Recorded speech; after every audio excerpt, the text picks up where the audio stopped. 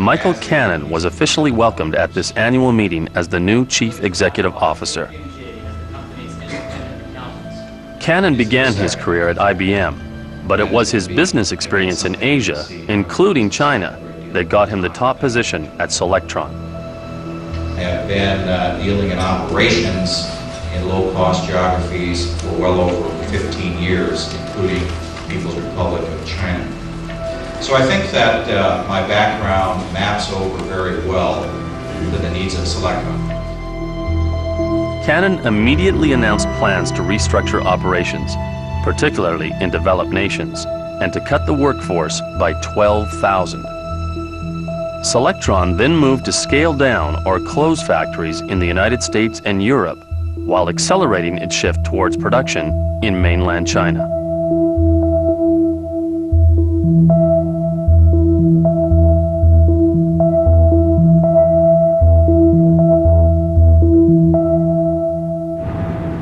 EMS providers are struggling for survival amid heightened competition to lower costs, and all eyes are converging on China.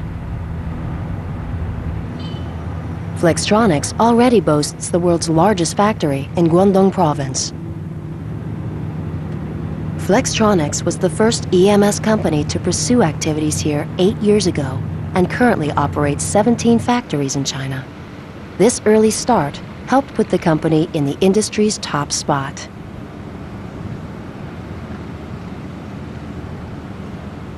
The mainstay product of Flextronics factories in China is the mobile phone. Motorola and Sony Ericsson, as well as domestic manufacturers, outsource production to Flextronics. Flextronics employs 35,000 people in mainland China. In fact, 1/3 of all the company's employees work in China. China has become the world's biggest mobile phone market. The number of subscribers surpassed the 200 million mark in 2002. The market is poised for further growth, and close to 40 OEMs are vying for a dominant share. Members of the EMS industry are witnessing a rapid increase in the number of new participants, and competition has become so fierce that a comparison to the time when Marx put Flextronics into gear is right off the scale. Always want things faster and cheaper. It's a lot of pressure, and I would say that for the last 5 years we've been pushed very hard by not just our customers but our competition, especially in the last year as there's been too much demand in the market. Low-cost competition hinges on low prices, and the mobile phone market in China is reaching its limit. EMS companies are trying to make a profit on manufacturing, which is a marginally profitable activity to begin with, and price competition only makes a tough job even tougher.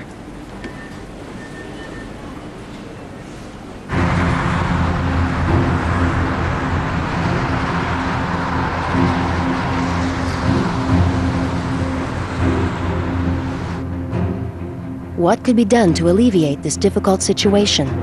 Marx had come up against an obstacle he'd never encountered before as CEO.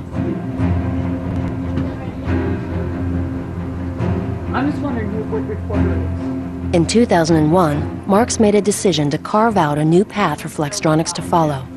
His decision drastically changed a business that had up to that point focused on production. Marx implemented design services wherein Flextronics would develop generic mobile phones on its own for sale to manufacturers. Profits secured from OEM outsourcing alone were going to peak. But if OEMs accepted Flextronics generic products, the company would have itself a new kind of profit source. The plan presented advantages for OEMs too, because they could cut costs associated with developing products from scratch. This was how Marx saw it.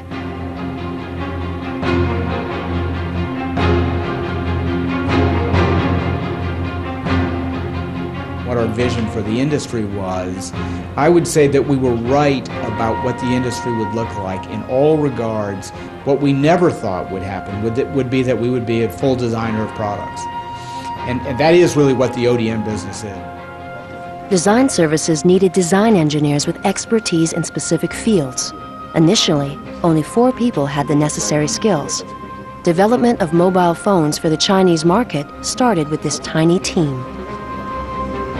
First, the visual personality, and then, of course, the cost associated with it. The original phone model and sort of where we are today, it's softened a little bit already, but maybe we want to look at these edges right here and sort of soften these facets, and even in these corners to try to increase the radii. Do you want to change the back of the phone, and do you want to just change the front and keep the back for the next generation, or?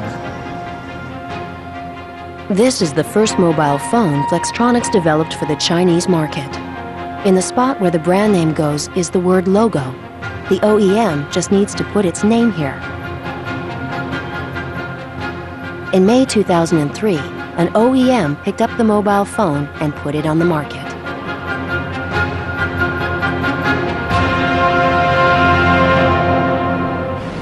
Marx had another reason for embarking on design services, and that reason was in Taiwan.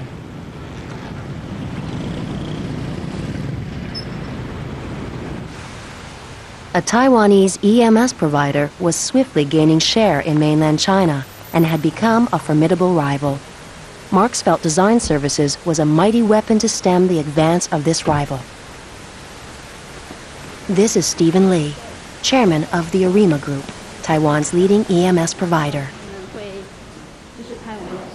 Lee is channeling Arima's energy into a state-of-the-art camera phone for mainland China. This new generic model was set for introduction in the autumn of 2003.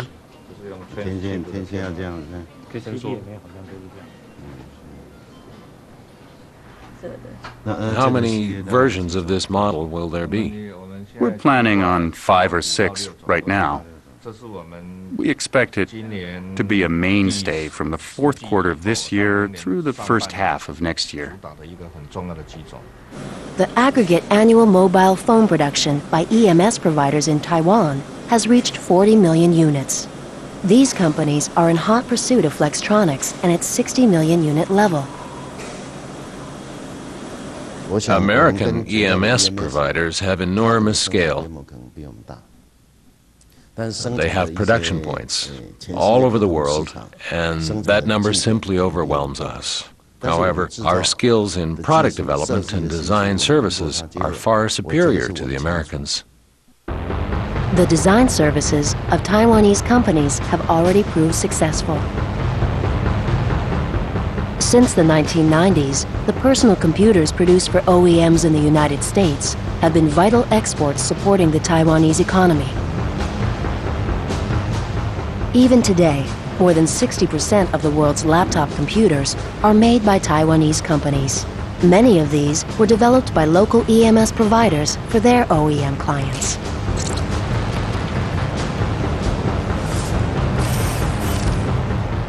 Taiwanese EMS providers, which did not walk the typical path of specialized manufacturing from the start, boast considerable expertise in R&D.